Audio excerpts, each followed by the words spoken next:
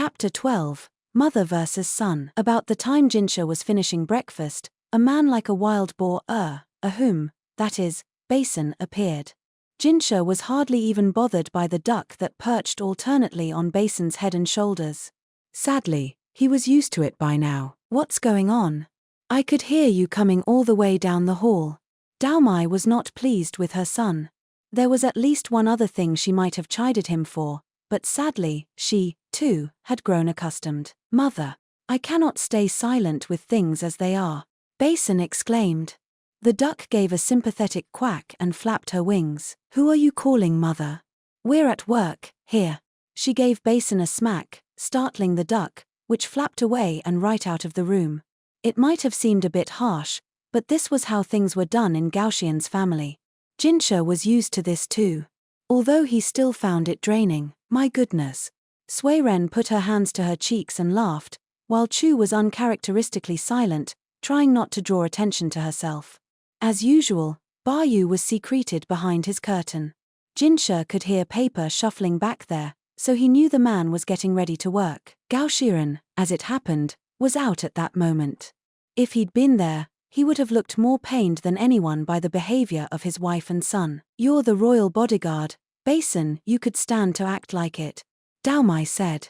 A master is shamed when his servants make fools of themselves. But Lady Daomai, Basin said, knowing better than to make the same mistake twice. Chu suppressed a smile at the mode of address he chose. Tell me, can you stand by and watch this happen? The officials from the royal capital know to hold their tongues, but the administrators from this city mock the Moon Prince and say the most awful thing. He's a leader in name but not in action, they say. He could stand to learn a thing or two from Gyokuoyu. Taomei's hand rose again, the back this time. Chu yelped and put her hands to her cheeks, smooshing them together. Even Ba Yu was evidently interested enough to peek out from the gap in his curtain, although he was ultimately just an observer. You will refer to the governor with respect. I don't care how low a piece of humanity he is, he still outranks you.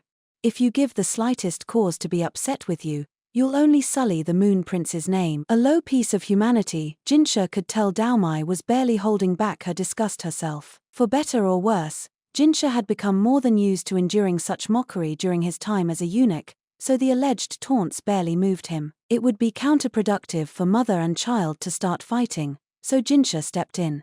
He could possibly have instructed Sui Ren to intercede as well, but she was looking directly at him, so it looked like he had to do it. Will you both please contain yourselves? He said. But sir, they said in unison, for once in harmony. Your point is that I'm not viewed favorably in the Western capital. Well, I knew that. What exactly is the benefit in getting upset about it? Moon Prince, Basin said. You've done so much for this city, and Jiwai, Sir Gyokuoyu is taking the credit. Shouldn't you make your work more visible? Do you think that would gain me anything? Everyone in the room fell silent. First, Jinshi looked at Sui Ren. We'd have to find you more bodyguards, she said. Then he turned to Daomai. Shall I obtain Sir Gyokuoyu's permission? For form's sake, she said. Even for her, evidently, respect for Gyokuoyu stopped at Sir and didn't rise to the level of master. We could send a doctor with you in the name of visiting the sick and the injured. An uncommonly sober suggestion from Basin. I'd almost completely forgotten to worry about this recently. But how many people do we really have who can endure your countenance, Moon Prince? Chu asked. I think the shut-in life might actually be easier for you. Everyone else groaned audibly. I would hate to have to clean up after you when brides and lovers have a change of heart after seeing you, Moon Prince. It does the most terrible things to my stomach, came Baryu's mutter from behind his curtain. Once more, they were all silent. Quiet enough, in fact, that a commotion could be heard outside. Another day, another fight going on somewhere. At length, Chu ventured, how about this? She took a belt out of Jinshi's chest of clothes and placed it in front of Basin. Ah, so that's what you have in mind, said Sui Ren, who seemed to surmise everything Chu was saying from this one article of clothing. What? What does she have in mind? Asked Basin, who certainly hadn't. Chu grinned.